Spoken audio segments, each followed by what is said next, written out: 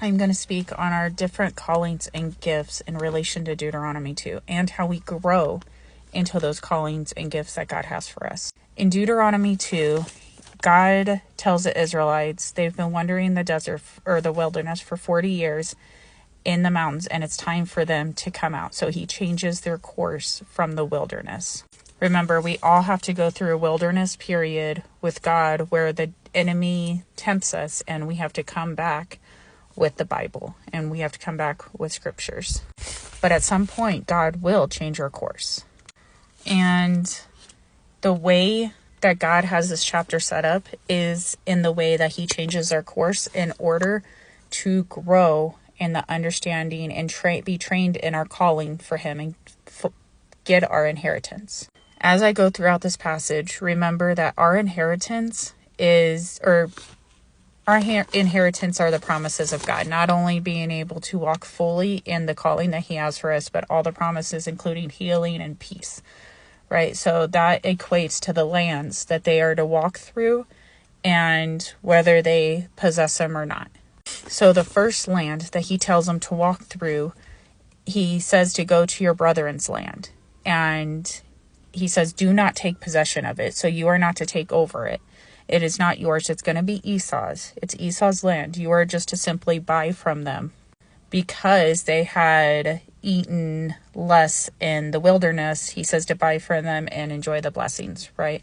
So because they went through a hard time through the wilderness, he's giving them a rest stop, a break, to be encouraged by the brethren, to be satisfied and full, to enjoy the goods and the offers that their brethren can provide, or the gifts and the callings, right, that the brethren can provide. In the second one, he has them go into another land, but he says, once again, don't take possession of it, for I am giving it to Lot. So they were to go through this land, but it was to be saved for another righteous person. It was someone else's inheritance. And in that, he wants us to realize that, yes, we may temporarily be stepped into a certain part of gifts and ministry, but he doesn't want us to stay there because it's meant for someone else. He doesn't want you to take possession of that as your calling. He just simply wants you to temporarily walk through it. But it will be someone else's ministry. Paul says in 2 Corinthians 10:13 that he wouldn't boast within the ministry of others, but only in the area of influence that God gave them, right? So Paul wasn't stepping on the toes of other Christians who God had sent in order to be the one to spread the gospel. He wasn't stepping on toes. He wasn't trying to overtake their ministry. He was simply walking alongside of them and helping them for a short while. Okay, so they have one more place they have to go through before they get to their land. And in this one, they do have to go in and defeat the enemies, but it is not for them to take possession. They have to go in, defeat the enemies, and God says, do not take possession, for I will give this to Lot's sons. So God is having them step in because they're stronger in faith, because they're stronger in strength, and defeat the enemies ahead of time to help someone else walk into their calling, to bring them into their calling easier, or into their inheritance easier. So God will have us do something temporarily in order to help someone else walk into their calling and maybe help defeat the enemy in areas of their calling, to help them. But it is not for you to stay. It is just simply for you to be an encouragement and to help as God commands us to. But while he's walking you through these, he's also training you for your own calling, for your own inheritance. Because Jeremiah 12:5 tells us, if you have raced on foot with men and they have wearied you, how will you compete with something stronger and faster like horses? It says, how will you compete with horses? But we know that they're faster and stronger than men. So if you cannot keep up with the footmen and beat them, how are you going to beat the larger, bigger enemies that come at you? And the next part says, and if in a safe land you are so trusting, similar to Esau's land that they were having to go through, in a similar land that you are so trusting, then what will you do in the thicket of the Jordan when it gets harder?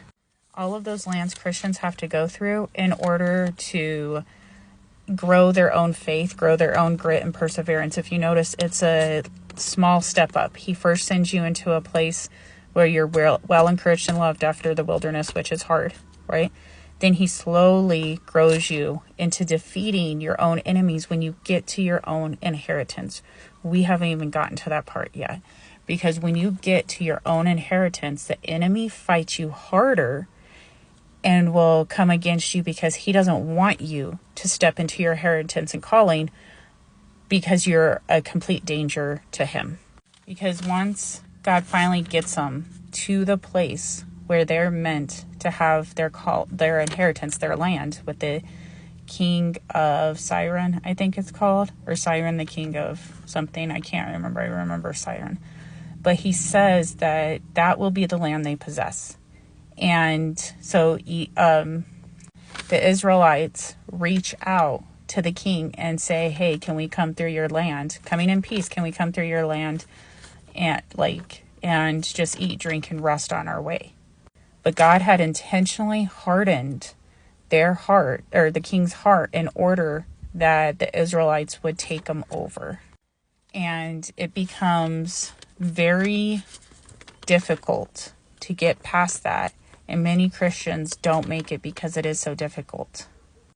In fact, I see a lot of Christians who choose to stay in the land of Esau because it's nice and comfortable there, but they never grow in faith much further or in their calling.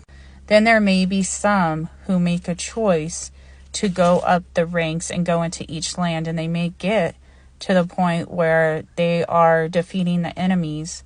Or we get to the next part where some Christians go into this land and they think it's theirs, it's their ministry, and they just kind of stay there, when in reality, God was just using that to train them. But we're not supposed to take the ministry was for someone else.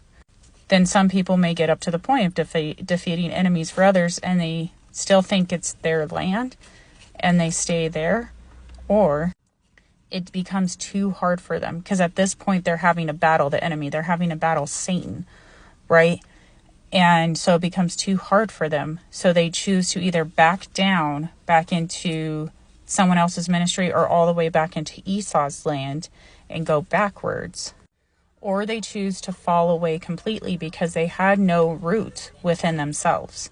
They had no strength and root in Jesus Christ and faith in Jesus Christ in order to continue on through the hard times. And that comes from Matthew with the parable of the sower.